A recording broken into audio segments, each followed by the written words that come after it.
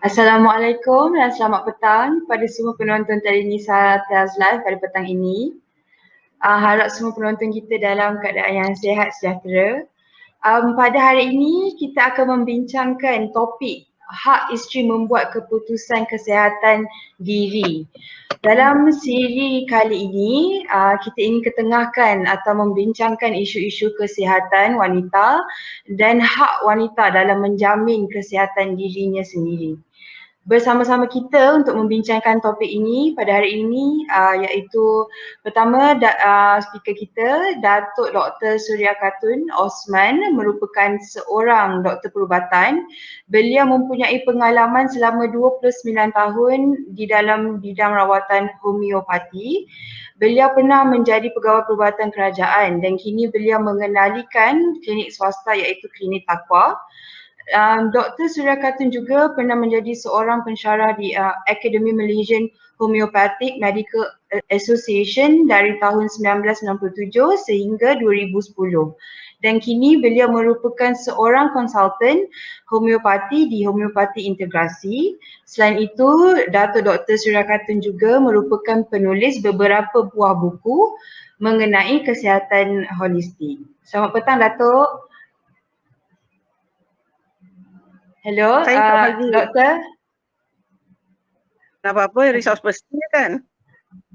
Betul. Sebab dia cakap tadi saya nak bagi ni, dia kata apa benda saya nak bagi. Kan? Ya. I'm a resource person, okay. Kalau ada soalan baik. saya jawab. Okay. Baik, Doktor. Ya. Okey, seterusnya saya nak perkenalkan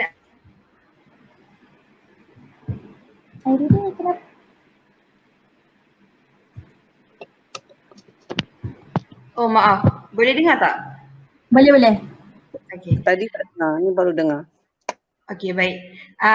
Saya nak memperkenalkan resource person kita yang kedua iaitu Nur Huda Ramli, graduan UIA dalam bidang bahasa Arab, penterjemah dan penyelidik bebas. Bidang fokus beliau merupakan agama, gender dan bahasa.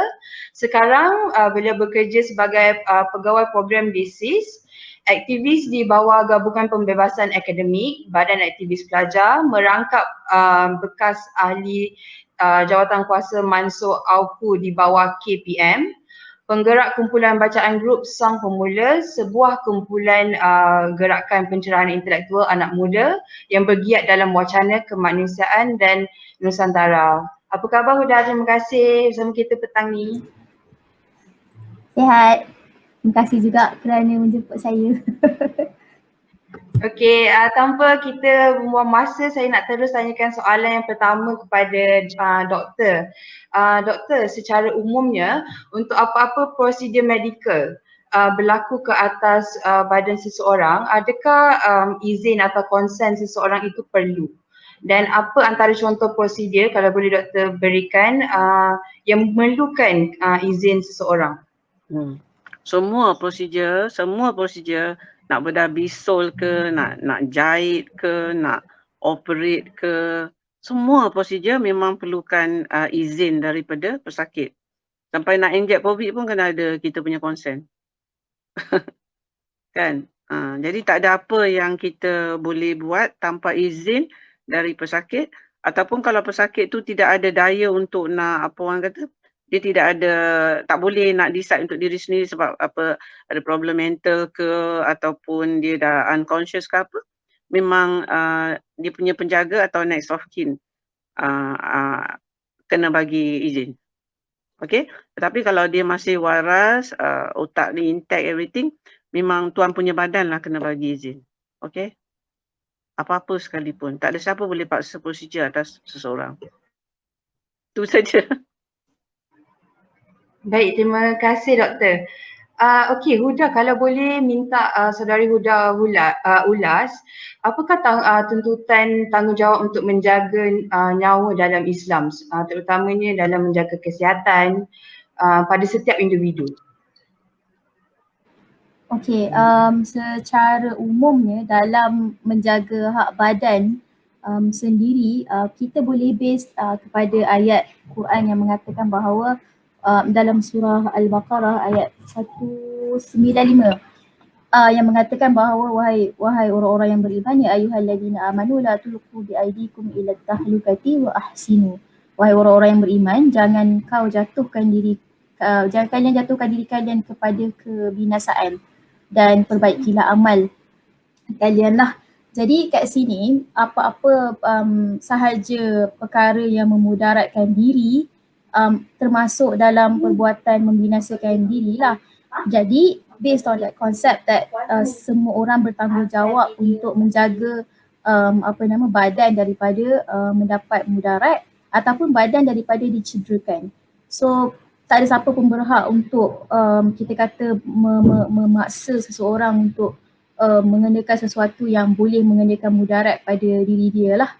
Jadi kalau ikut konteks kita hari ini adalah tentang hak isteri dalam menentukan hak badan dia dalam menjaga kesihatan, tak ada siapa-siapa boleh meletakkan autoriti mereka ke atas isteri dalam menentukan apa yang baik pada kesihatan diri dia. In this case adalah sekiranya isteri membuat keputusan untuk mengambil vaksin, maka kira husband tak ada hak untuk menghalang lah.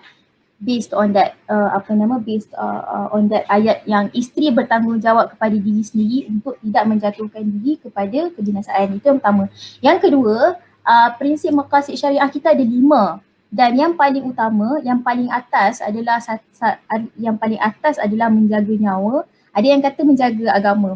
Tetapi dari segi konteks ini kita melihat bahawa menjaga nyawa itu diletakkan di peringkat antara peringkat teratas.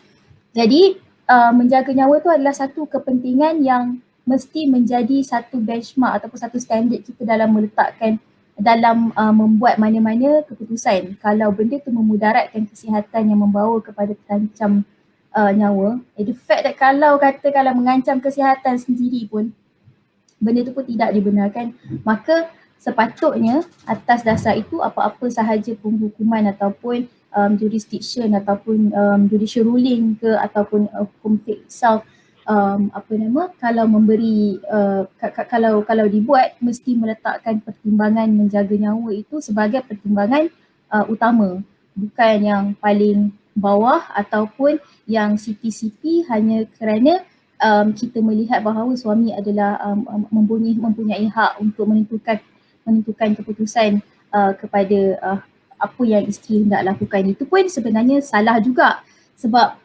kalau kita lihat kepada relasi antara suami isteri dalam Quran sendiri, ayatnya adalah hunna libasul lakum wa antum libasul lahun.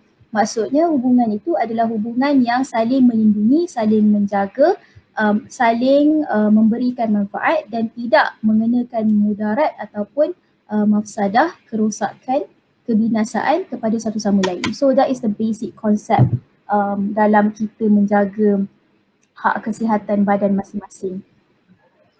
Baik. Terima kasih Saudari Huda tentang pencerahan itu tadi.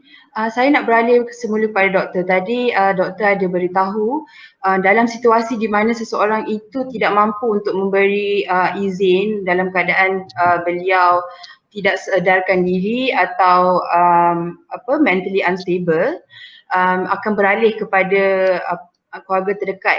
Okey, soalan saya, adakah jika mereka mampu memberi konsen sendiri, adakah izin atau keputusan daripada suami itu juga diperlukan untuk menjalankan satu-satu prosedur medikal itu? Dan soalan kedua saya, adakah konsen ini boleh diberikan sekadar melalui percakapan atau perlu ada documentation? Dia tengok keadaan lah. Kalau emergency, most probably kalau verbal pun dah kena proceed lah, pasal benda emergency kan, kalau kita nak tunggu tulis apa semua. Tetapi kebanyakan case medical lah kan, dia memang kena ada written consent, dia kena sign. Okay, sign ataupun recorded ke apa, kalau tak boleh nak sign apa semua, it has to be ada documentation. Okey, dan kalau tuan punya badan waras dan masih sedarkan diri dan boleh, is competent to answer, memang dialah yang kena bagi consent tu. Tak boleh nak pass consent tu kat orang lain, atau tak boleh lah against dia punya will orang lain yang kata buat dia kena buat. Tak boleh. Memang tak boleh. Legally is not legal to do that. Okay? Okey, baik, faham doktor. Huda, boleh ulas tak tentang isu sejauh mana izin suami ini dituntut dalam isu-isu kesihatan dan nyawa seorang isteri? Layak ke suami masuk campur dan menahan isteri membuat keputusan kesihatan tubuh badan dia sendiri? Sebenarnya macam yang saya cakap tadi, relasi antara suami dan isteri mesti base kepada muasyarah bil ma'ruf dan juga hunna libasul lakum wa antum libasul lahun, iaitu saling melindungi, saling menjaga dan saling memberi manfaat serta tidak mengenakan sebarang mudarat dan mafsadat. Dan juga saya tambah lagi satu, muasyarah bil ma'ruf itu adalah kita kata muasyarah ni adalah berhubungan dengan cara yang ma'ruf atau dengan cara yang paling baik lah.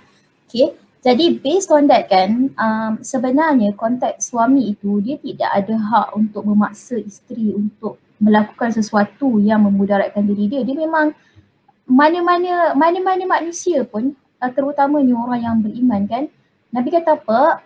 Al-muslim man salimal muslimun. Al-muslim man salimal muslimun min lisanihi wa yadihi. Maksudnya muslim itu adalah orang Islam lain merasa aman atau selamat daripada tangan dan lisan dia. Maka hak untuk suami memberi mudarat ataupun menghalang isteri untuk mendapatkan khidmatan kesihatan yang kita tahu kalau dia tidak dapat perkhidmatan itu, dia akan mendapat mudarat, maka itu tidak sama sekali dibenarkan. Jadi sejauh mana suami suami tak berhak langsung menghalang, kerana setiap muslim bertanggungjawab untuk menjaga bertanggungjawab untuk tidak memberi mudarat kepada orang lain, apatah lagi orang itu adalah orang yang paling dekat dengan kita, yang kita hidup bersama.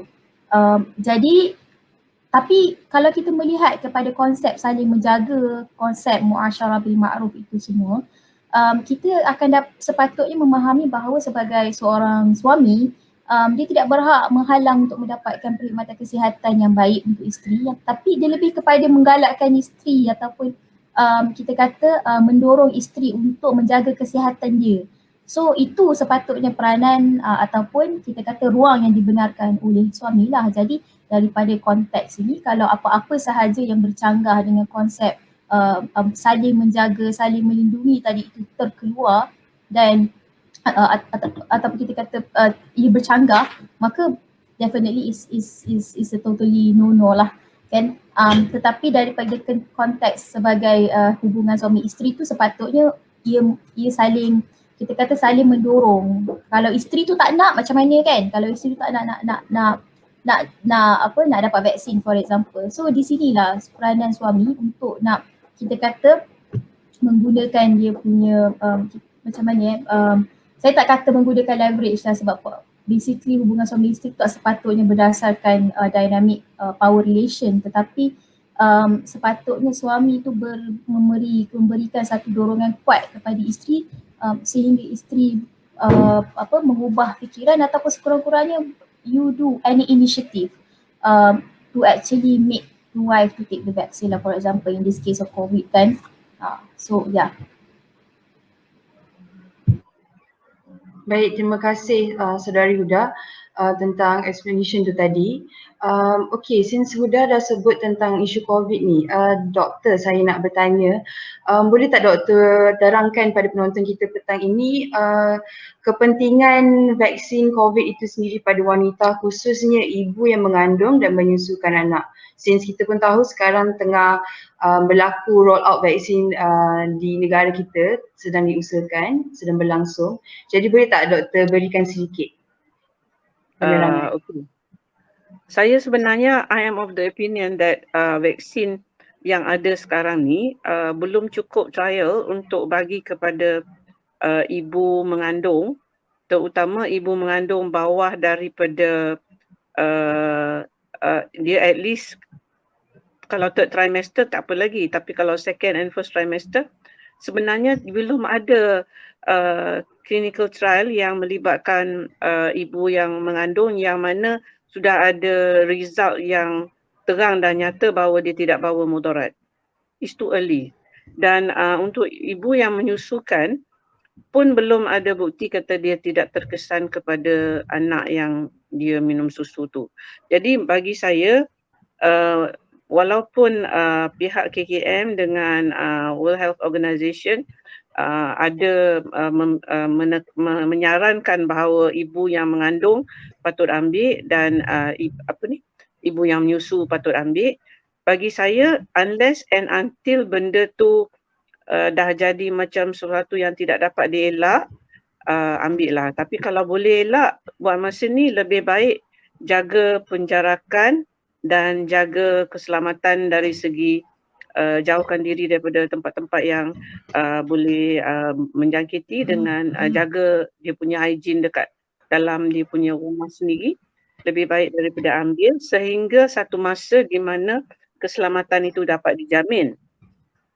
Tetapi ini pendapat saya sendiri ya, dia bukan pendapat dari KKM ataupun World Health Organization.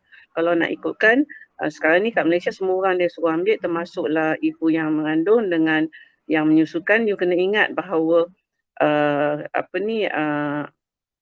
COVID-19 vaccines diluluskan sebagai dia belum cukup ujian ya, dia belum cukup ujian. Jadi yang diluluskan tu bukan dia luluskan secara mutlak, tetapi it is just an emergency kelulusan yang emergency. Okay, so itu pendapat saya yang personal. Ini bukan pendapat KKM. Alright. Baik doktor, terima kasih atas pendapat doktor.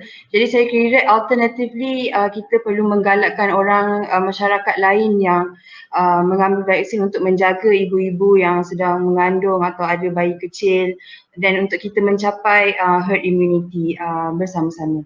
Baik, saya nak beralih kepada Saudari Huda. Soalan saya pada Saudari Huda, baru-baru ini ada terdapat isu di mana suami dia tidak membenarkan si isteri untuk mendapatkan vaksin sedangkan si isteri sudah pun mendapat tarikh temujanji beliau. Apa komen Saudari Huda tentang isu ini dan apa pada pendapat Saudari Huda yang si isteri ini patut lakukan? Dan pesanan Saudari Huda mungkin pada suami di luar sana yang menghalang isteri untuk mengambil vaksin. Silakan. Okey, ini dalam keadaan isteri tu sedar dan nak ambil kan.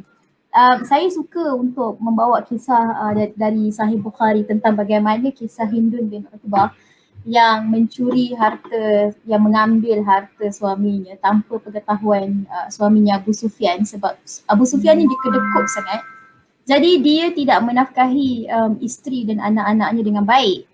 Jadi isteri dia nak survive, jadi isteri dia buat apa? Isteri dia ambil, Hindun ambil harta Abu Sufyan ini untuk meneruskan hidup lah supaya dia boleh terus hidup dan boleh makan dan minum dan sebagainya.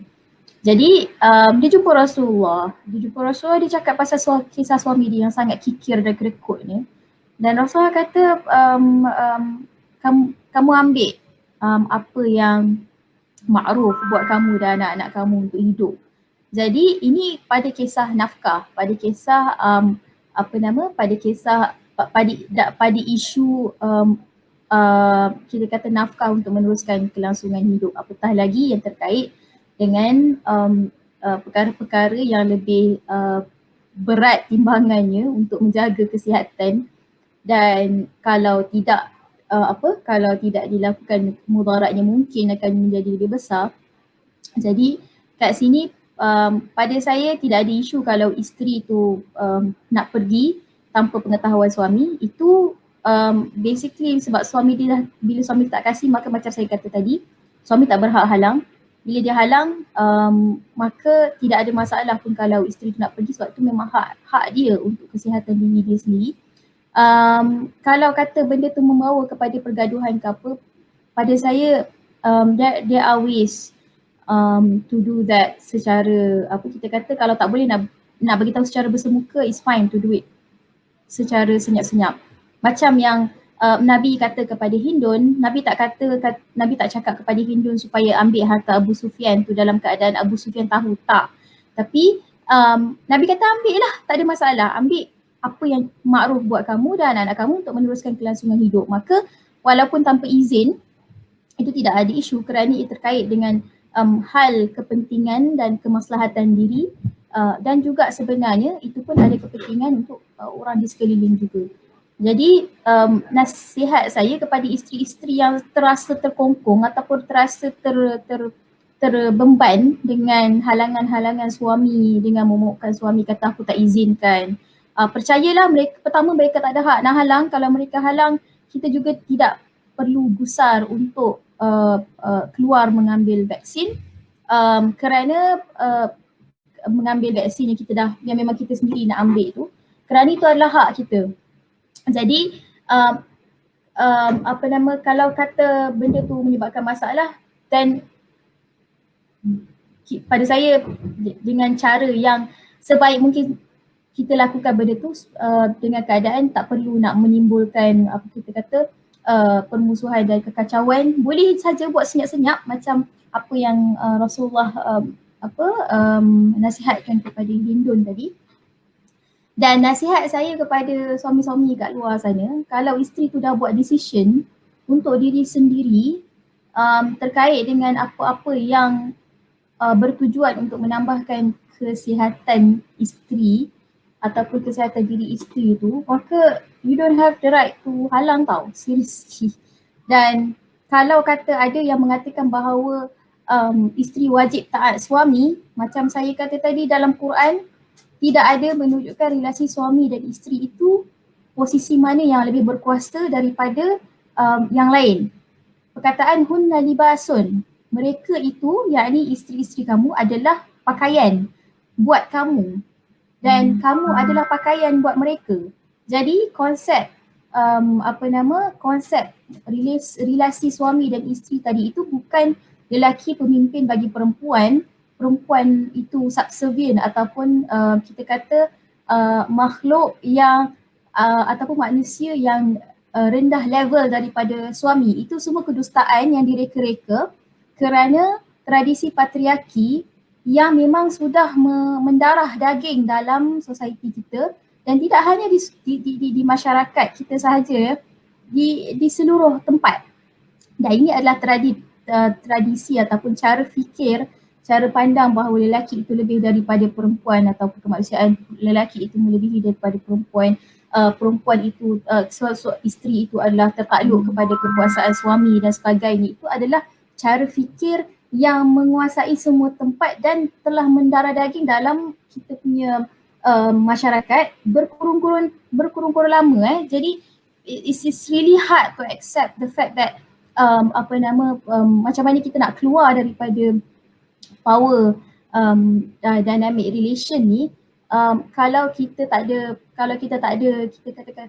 ada satu keinsafan ataupun satu renungan yang mendalam pada kemanusiaan kita dan satu kejujuran berhadapan dengan teks-teks wahyu itu sendiri, maka definitely kita akan terus memandang bahawa ia adalah justified.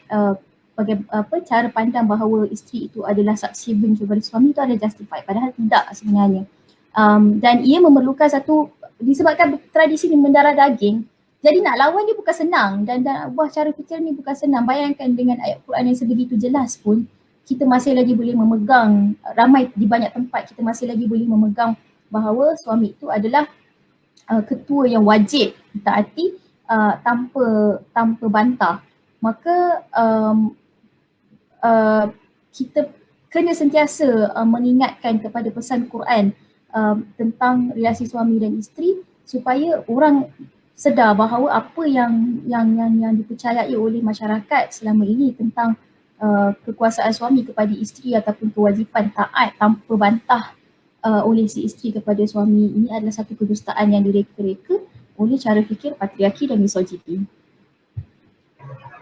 Terima kasih Saudari Huda atas penjelasan itu tadi. Jadi jika pada penonton kita pada petang ini konklusi daripada apa yang Huda cakap tadi, iaitu pergi kalau benda ini tidak memudaratkan diri walaupun tanpa izin suami, pergilah dapatkan vaksin COVID-19 ni.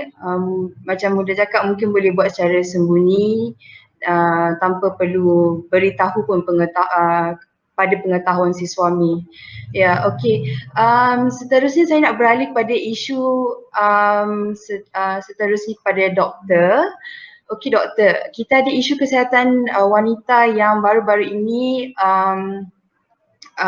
mengenai husband stitch doktor. Okey, ada beberapa cerita yang prosedur ini telah dilakukan kepada wanita yang selepas bersalin tanpa pengetahuan diri dia.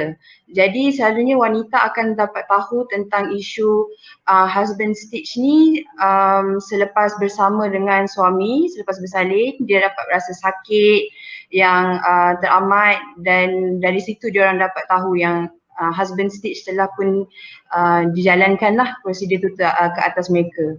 Jadi boleh tak doktor terangkan sikit pada mereka yang tak tahu apa itu prosedur husband stitch ini dan apa kesan prosedur ini terhadap wanita? Dan pada pengetahuan doktor, adakah praktis ini berlaku di Malaysia? So far saya tak pernah dengar pula kata benda ni berlaku kat Malaysia. Kalau ada, mungkin I ignorant about it. Tetapi dia macam, dia maknanya masa dia repair, kalau kita lepas bersalin tu kan kita ada koyak ke apa semua. Jadi bila dia repair tu, dia repair lebih daripada, maknanya dia mengecilkan kita punya faraj tu. Maknanya lubang faraj tu dia bertambah kecil lah. Dan ini dia akan menyebabkan kesulitan masa bersama because dia tak boleh nak expand lah kan, dia tak boleh nak expand properly, and then of course kalau dia beranak lagi sekali, koyak tu akan lagi bertambah rabak lah, because why, perineum kita tu dah tak boleh nak stretch untuk nak keluarkan baby kan. So you cannot do this procedure atas wanita lepas bersalin kecuali dengan izin dia sendiri, and itu pun saya rasa kalau dia bagi izin berdosa. Pasal apa berdosa? Pasal dia memudaratkan wanita. Jadi kalau dia memudaratkan wanita, benda tu macam you undergo a procedure yang tidak ada faedah tetapi at the same time membawa mudarat kan. Jadi to me tak ada wanita yang waras yang akan bagi consent untuk dijahit begitu rupa. Dan dari segi tanpa izin tu lagilah tak boleh kan. Sebab dah lah nak buat benda yang memudaratkan pula tanpa izin. Sebab benda ni, and anyway, is supposedly lah, sebab tu dia panggil husband stitch kan. Supposedly dia akan menyebabkan suami tu rasa macam, oh ni macam anak dara lah, ketat lah, itulah ini. But actually, scientifically ataupun by research, tidak membuktikan bahawa ini benar. Maknanya it's not even proven that it actually increase dia punya sexual satisfaction, and it's also proven that it can cause pain and suffering terhadap wanita yang alaminya, yang undergo the procedure. So, entah, I don't know, I think it's a bit of bila I found out about this thing, I was wondering how stupid can you get lah. Macam tu sajalah yang saya boleh fikir. That you want to buat macam ni. And maybe this is also a form of patriarchy jugalah. Yeah, it's a form of patriarchy. To me lah. Which is not relevant, which is tak wajar untuk society kita. I tak tahu macam mana nak cakap lagi dah. Except that kalau ada doktor yang agree to perform it without the woman's consent, that doctor should be kena dakwa lah. Kena dakwa. It's criminal. Terima kasih doktor, memang ada ke kat Malaysia? Ada. Tak tahu, saya tanya pendapat doktor sebagai dalam pengalaman doktor, ada ke jumpa I so far I have not come across it. I have not come across. Tetapi mind you, I tak buat check up ataupun I tak examine vaginal examination dah lama, sebab sekarang ni I just semua cases my daughters will see, so I can ask Dr. Hana and Dr. Aini, my children who see a lot of cases cases gynecology cases and obstetric cases lah, I will ask them whether ada tak have any women that they have seen yang undergo this procedure. But as far as I'm concerned, I tak pernah jumpa lah. But then I've left orang kata medical practice dalam bentuk tengok sakit, buat VE apa semua. I've left it for quite a long time lah. Lebih pada 10 tahun. Okay. Baik, terima kasih doktor. Huda, apa komen Huda tentang isu ni? Boleh ke suami mengambil kesempatan ke atas isteri yang baru bersalin dengan meletakkan kepentingan kepuasan seksual beliau melebihi keselesaan dan kepulihan isteri itu selepas bersalin? Dan adakah agama kita sendiri membenarkan si suami membuat keputusan macam ni tanpa izin si isteri? Basically memang tak boleh lah. Tapi kalau kita nak faham kenapa perkara ini terjadi adalah kerana sentiasa perkahwinan itu dipandang sebagai satu, kalau kita tengok kepada bagaimana cara fuqaha ataupun ulama dalam fiqh dan dalam fiqh itu melihat perkahwinan, dan kita mesti ingat bahawa ulama-ulama ni banyaknya lelaki. Jadi mereka melihat akad nikah itu adalah akad untuk menghalalkan hubungan seksual, dan kalau kita lihat kepada cara mereka menginterpretasi apa itu nikah, kita akan melihat bahawa adanya kecenderungan yang besar bahawa pernikahan itu mesti memberi kepuasan, bertujuan untuk memberi kepuasan seksual kepada suami rather than ia bersifat mutual kepada suami dan isteri.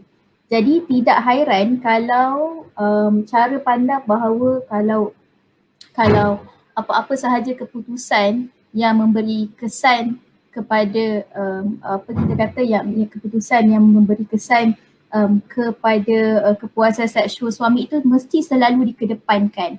Kita lihat bagaimana rasional sebegini digunakan untuk untuk menjustifikasi poligami, menjustifikasi menjustifikasi banyak lagi perkara-perkara lain yang kita melihat pusat ratio itu adalah at the end of the day it's all about kepuasan seksual suami.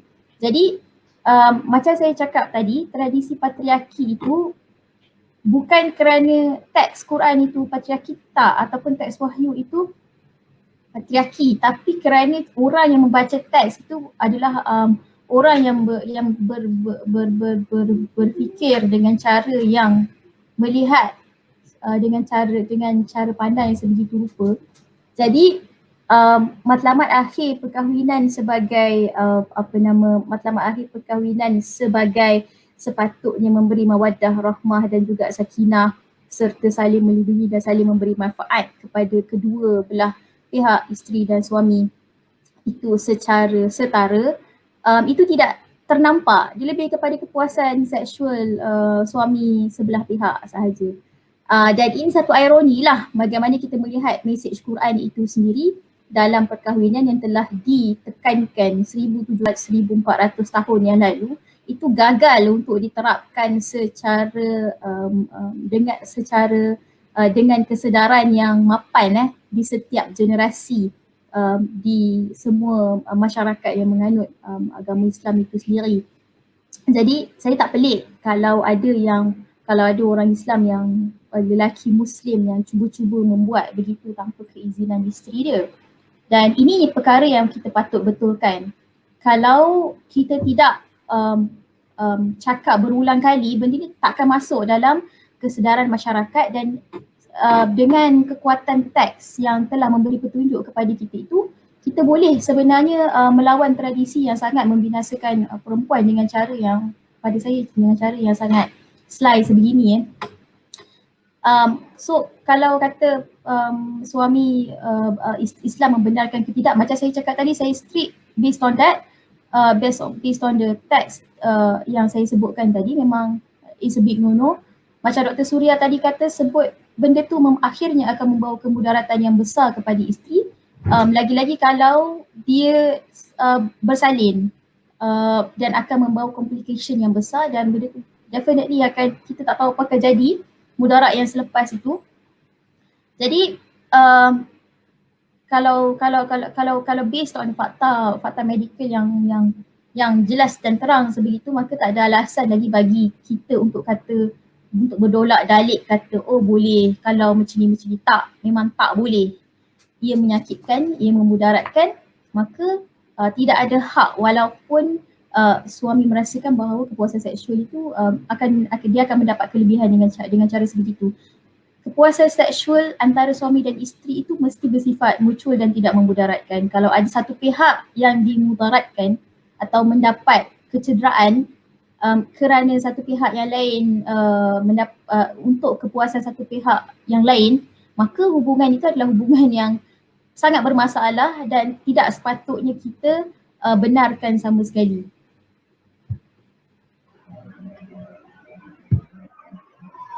Baik, terima kasih Saudari Huda. Sebenarnya kita ada lagi satu isu yang berkonflik dengan izin suami ni.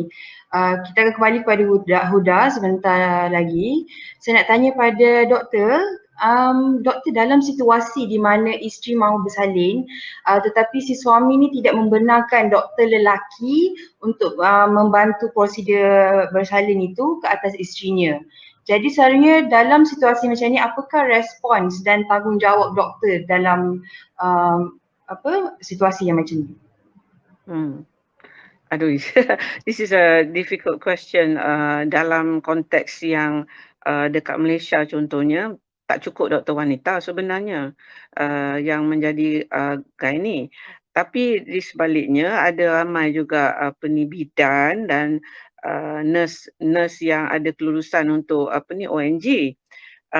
Jadi dalam kes-kes yang tidak ada komplikasi, boleh saja dia bersalin dengan bidan ataupun nurse-nurse yang ada kelulusan untuk obstetrics gynecology.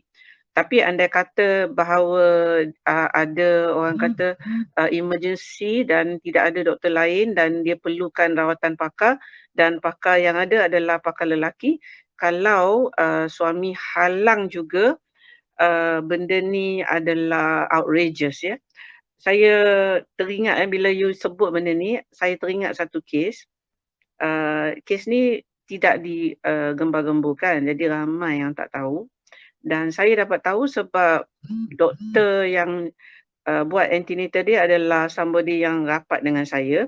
Dan saya dapat cerita ni dari dalam ya, dari dalamnya. It's an internal story that banyak orang tak tahu. Jadi what happened was that this one lady ni dia buat antenatal check-up. Tapi dia buat antenatal check-up tu, doktor yang jaga tu tak tahu kata dia nak bersalin kat rumah. Have no idea. Rupanya bila time dia nak bersalin, dia pergi bersalin kat rumah. Jadi bila dia bersalin kat rumah and then dapat complication. Bila dapat complication, the husband ke siapa ke, somebody called the ambulance. Bila ambulance sampai, suami dia tak, because yang sampai tu adalah MA lelaki, suami tak bagi attend to dia punya wife. Jadi argue lama-lama dia bagi juga. By the time the attend to kat dia punya wife dia dah mati. She bled to death sebab dia postpartum hemorrhage and then died. And the only reason why doktor yang attend dia tahu, maknanya doktor yang buat antenatal check-up tu tahu, the only reason is because PKD telefon that doctor sebab nak tanya butir-butir antenatal check-up. Antenatal check-up dia semua normal. Tak ada masalah sebenarnya this lady. Tapi because mungkin dia dah ada anak lain, jadi bukan first baby, bukan second baby. After the third baby, ada kemungkinan you can get postpartum hemorrhage. And anyway, before this, baby dia semua bersalin ke hospital.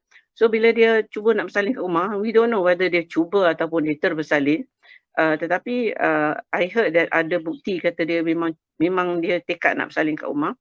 So it so happened that orang yang layan, orang yang attend tu, the supposed to be bidan is the husband, and he have no experience and doesn't know how to bersalin, and to the point yang dia punyalah nak jaga aurat isteri dia sampai dia tak bagi orang dekat sampai isteri dia mati, ataupun maybe memang dia dah mati dah, kita pun tak tahu, because by the time MA tu dapat attend to her, she was already dead.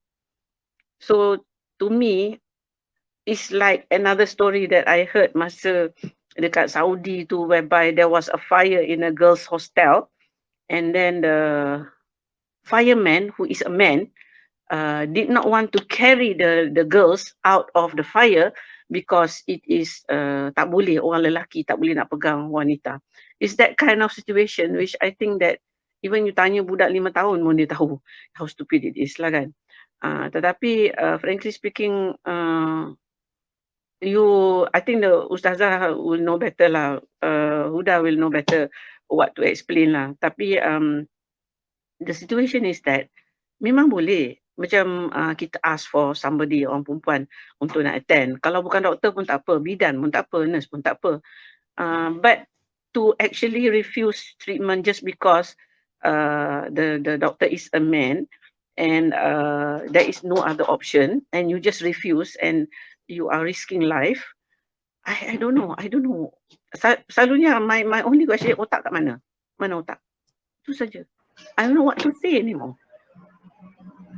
I think that's it. Ya, sangat sedih actually cerita yang doktor kongsikan tadi.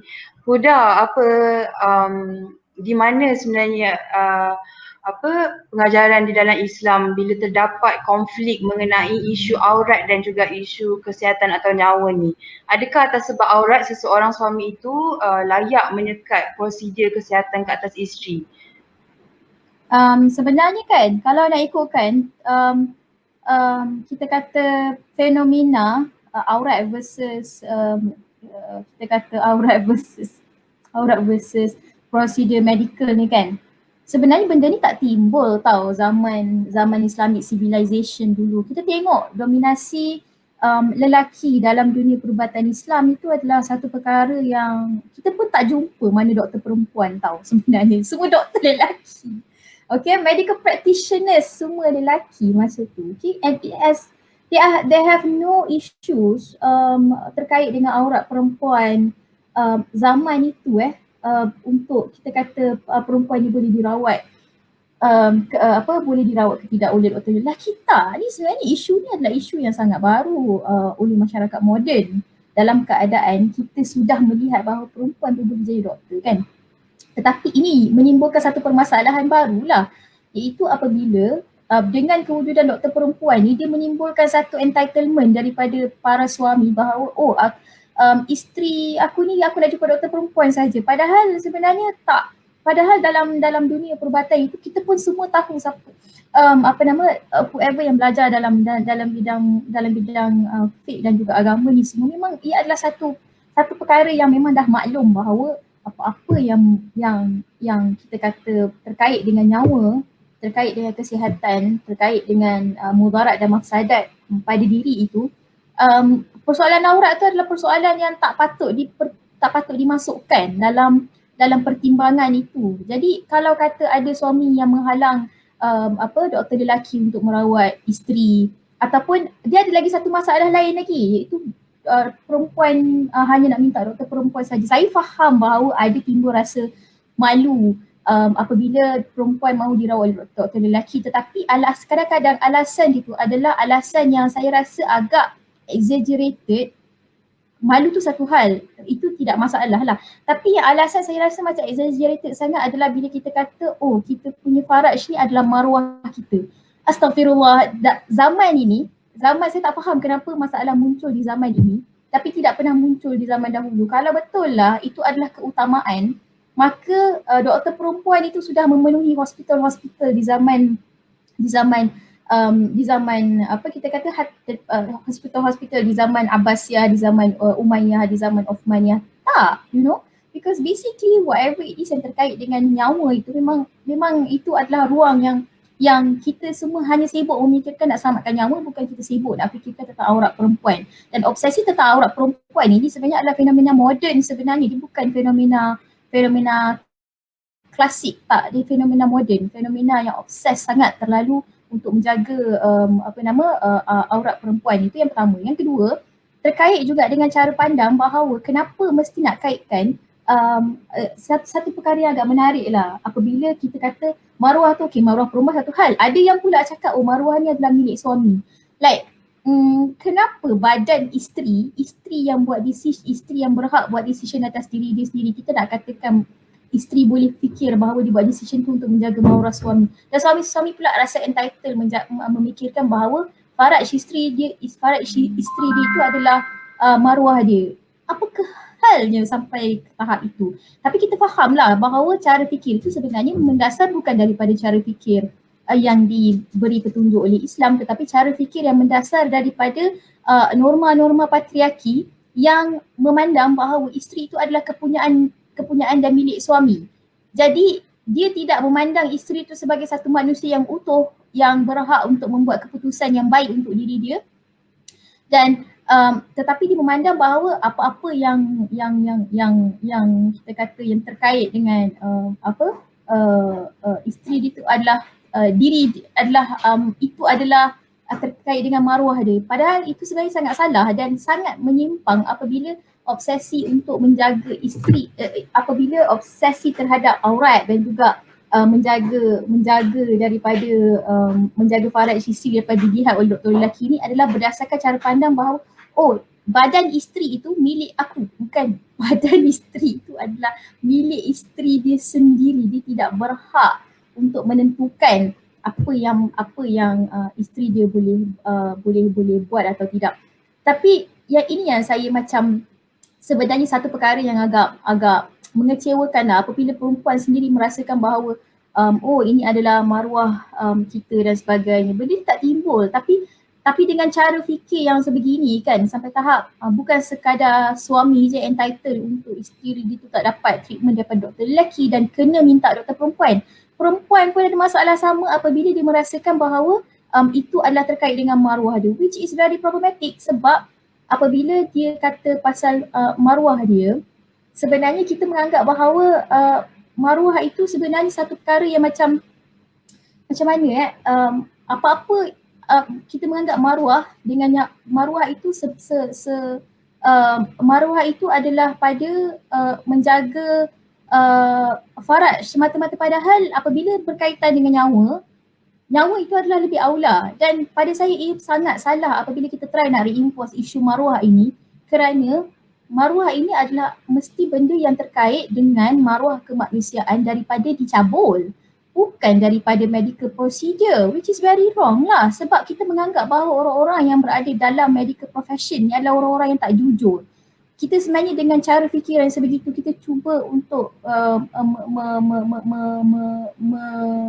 mencocok idea bahawa orang-orang kat medical profession ni ataupun orang dalam bidang perubatan ni adalah orang-orang yang akan mengambil kesempatan dan sebagainya, which is very wrong lah. Sebab this is the place where people save lives, and dia menimbulkan kita kata kita kata prejudice yang tidak berasas lah, dan juga kita juga reinforce entitlement lelaki sebenarnya pada diri kita sendiri dengan cara kita percaya bahawa diri kita ni adalah maruah suami kita. Macam inilah saya nak ingatkan tidak ada ayat Quran itu menetapkan bahawa wala taziru waziratun wizra ukhra, seseorang itu tidak menanggung dosa orang yang lain. Dan kita mesti ingat apabila terkait dengan nyawa itu mesti wajib didahulukan kerana itu adalah ajaran agama yang paling utama. Jadi tidak ada isu di sini kalau kita cuba nak bawa kata tentang aurat dan sebagainya. Padahal itu adalah sebenarnya satu kedustaan yang direka-reka berdasarkan cara fikir kita sendiri sebenarnya. Okey. Baik. Dulu saja hari ini. Baik, terima kasih Huda. Okey, jadi saya nak ingatkan pada para isteri dan mahupun suami juga untuk sedar bahawa keutamaan kesihatan itu mendahului aurat, aib, malu kan, sebab kita bercakap tentang kesihatan diri dan juga nyawa. Okey, Doktor dan Huda, kita dah habis soalan daripada saya dah tanya banyak soalan tadi kepada Dr. dan Huda. Kita nak ambil beberapa soalan daripada penonton kita petang ini di Facebook. Okey, antara soalan yang kita dapat daripada Facebook, saya bacakan.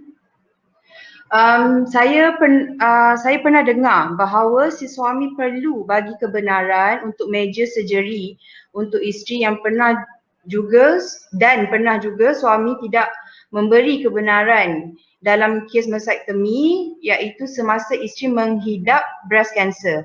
Adakah benar ini legal requirement untuk mendapat kebenaran suami termasuk dalam life saving surgery? Boleh doktor komen sikit doktor? Rujuk balik ke dokumen MMC tentang consent. Jadi dalam dokumen yang begitu panjang ni tak pernah pula timbul refusal daripada pihak lain. Dalam dokumen ni tak ada sebut pasal refusal dari pihak lain.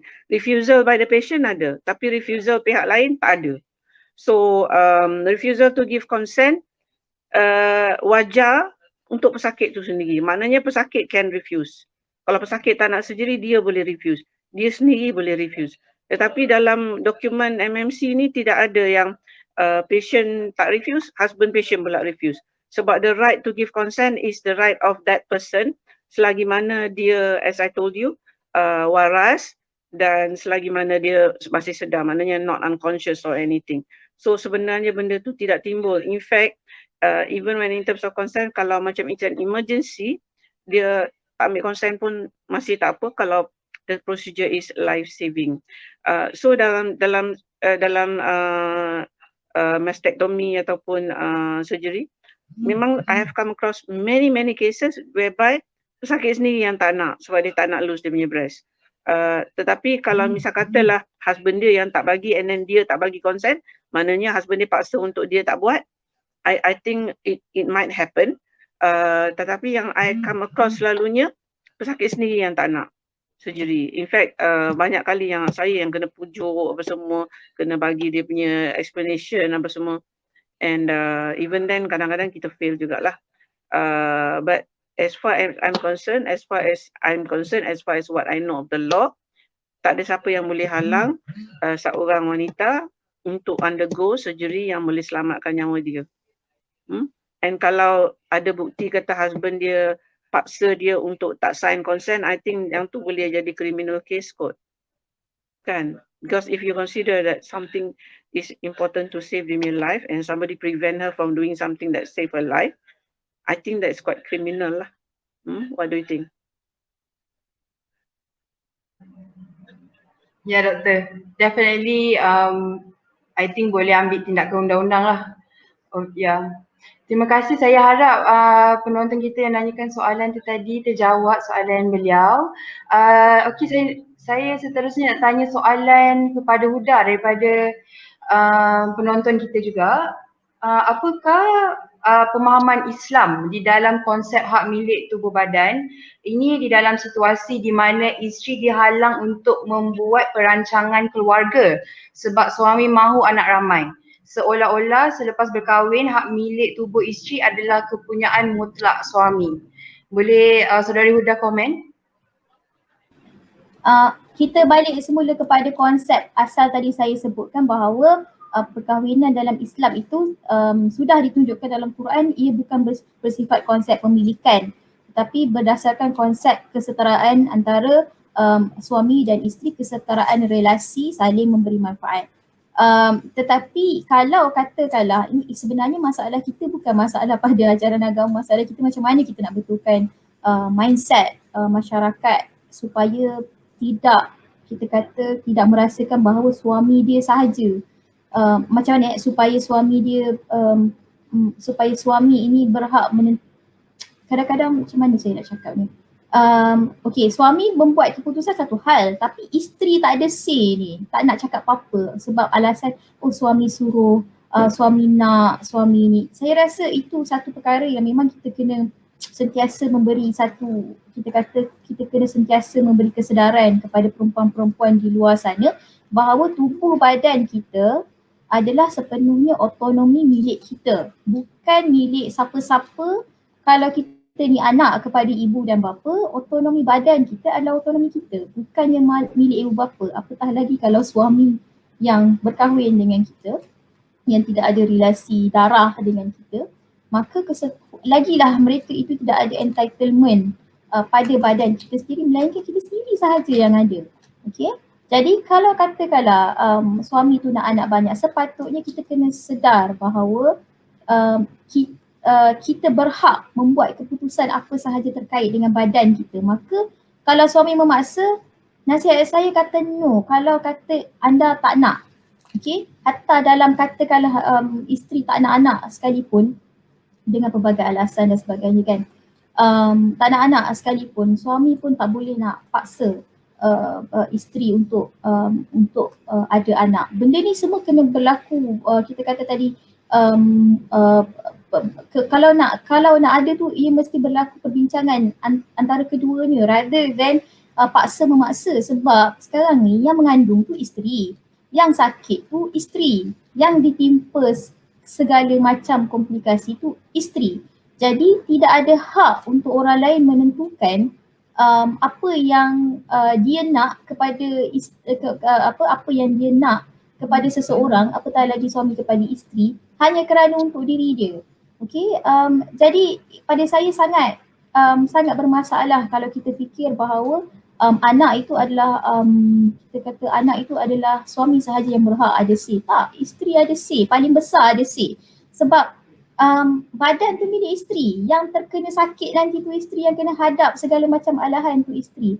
Jadi pertimbangan mudarat dan maslahat itu mesti berdasarkan kepada apa yang isteri itu mahu lakukan. Kalau kita kata, hatta kalau kita perhatikan nak dalam isu perancangan anak dan sebagainya ni, macam yang selalu kita dinasihatkan bahawa nak ada anak ni kalau tak plan memang dia akan bawa complication, kita kata dia akan ada bawa kesan kesan emosi dan juga psikologi yang berpanjangan kalau kita tak merancang dengan baik.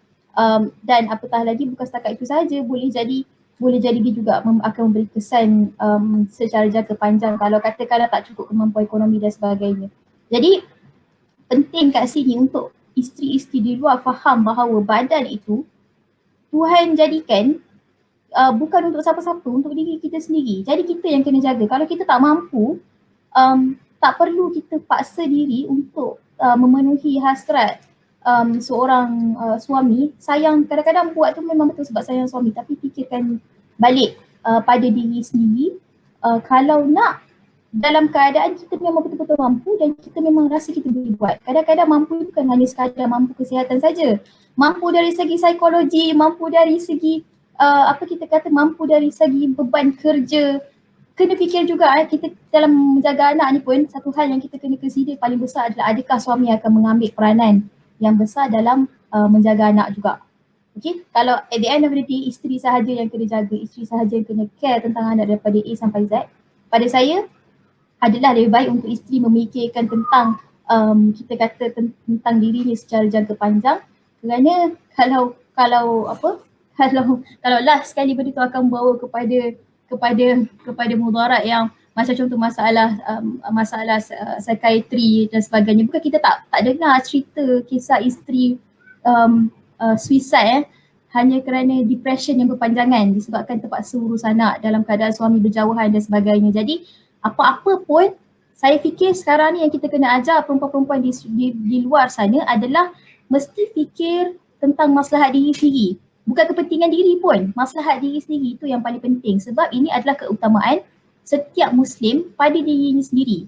Menjaga dirinya daripada sebarang kemudaratan, menjaga dirinya daripada sebarang perkara-perkara yang akan memberi kesan yang buruk, menjaga kita kata mengusahakan untuk mengembangkan potensi kemanusiaannya ke tahap yang paling baik.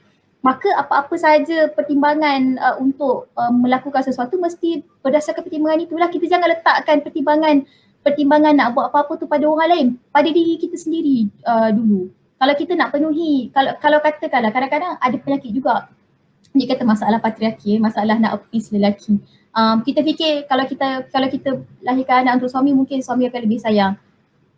dah banyak bukti bahawa di dalam dunia realiti kita pada hari ini itu tidak semestinya, dan banyak sahaja isteri yang melahirkan anak yang banyak untuk suami dan atas isteri yang kena tanggung semua anak-anak itu, dan paling malang apabila ia ditinggalkan terkotak-kanting dengan anak-anak yang ramai. Dan ini masalah bukan masalah yang sikit. Kita di Telenisa pun kan hari ni kita banyak kan mendengar masalah kes-kes suami yang tidak bertanggungjawab kepada nafkah anak dan sebagainya kan. Jadi pertimbangan nak menjaga anak ni, nak ada anak ni memang pertimbangan whether suami nak ambil ke tak tanggungjawab itu sepenuhnya. Sebagaimana isteri dah mengandung, dah bersalin, dah menyusukan dan sebagainya, adakah suami tu sanggup nak berjaga malam, sanggup untuk ambil part jaga anak sebagaimana isteri bersusah payah bersusah payah sekali dengan isteri untuk menjaga anak? Adakah itu ada dalam pertimbangan? Kalau tak ada, nasihat saya hold dululah daripada menambah anak ataupun ada anak dulu sampai kepada satu pemuafakatan atau kita kata satu kesepakatan untuk urusan anak tu selesai, baru go ahead lah. Okay. Betul. Terima kasih Huda atas ulasan dan nasihat yang baik itu tadi. Okey, Doktor dan Huda, kita pun sudah di penghujung rancangan, tapi saya ada last soalan untuk Doktor. Ada yang bertanya Doktor tentang isu husband stage tadi. Adakah dia prosedur tersebut reversible? Boleh undo balik ke tidak selepas seseorang itu telah melalui prosedur tersebut? Muted. Okey, sebelum saya jawab yang tu, saya nak komen sikitlah tentang yang isteri anak ramai yang husband tak bagi rancang tu kan. I just want to share satu kisah benar yang berlaku about 20 years ago. Masa tu saya dekat Gedung Taqwa Masjid Tanah. So saya ada pesakit saya seorang, dia anemic, tak cukup darah, dan dia juga ada tekanan darah tinggi dalam waktu mengandung, dan badan dia kurus walaupun dia mengandung. Anak dia dah 10, yang dia datang tu mengandung yang ke-11 ke 10, tak ingat dah. Anyway, bila saya tengok keadaan tu dan saya tengok anak-anak dia yang rapat dan sebagainya, dan keadaan dia yang tekanan darah tinggi dengan tak cukup darah, saya tanya, kenapa tak rancang? And then suami dia kata, buat apa nak rancang, saya tak bagi rancang dan sebagainya. And bila saya check that lady, saya makin lama makin marah. Dalam hati saya memang marah, dan saya terlempar perkataan ini. Saya cakap dengan husband dia, andai kata isteri you meninggal, if she drop dead, saya cakap, you are to blame. And you will be left with all these children without a mother. Dan saya cakap dengan dia tu, masa dia keluar memang dia sangat marah. Dah refer apa semua wife dia, and then dia campak duit. And then dia keluar lah. But after that, tak sampai sebulan, ada nurse daripada PKD datang siasat kematian masa mengandung. And she was that lady, and because dia ada rekod pernah rawat dengan saya, I have to give a statement. She died. She did drop dead. Dia mati, just like that. So I tell you, it's not a small matter untuk orang perempuan yang mengandung, beranak, menyusu, mengandung, beranak, menyusu, mengandung, beranak, menyusu, and then you're not allowed to rancang, and then dah penat jaga anak apa semua, dapat pula penyakit darah tinggi apa semua. And it's just possible to drop dead because why? Dia punya BP kan tinggi, so dia dapat preeclamptic toxemia, dia matilah. Okay, I guess I dah bagi referral, husband dia tak bawa lah agaknya. Okay, back to the question. Is husband stage reversible? Yes lah, you potong balik, and then you jahit balik.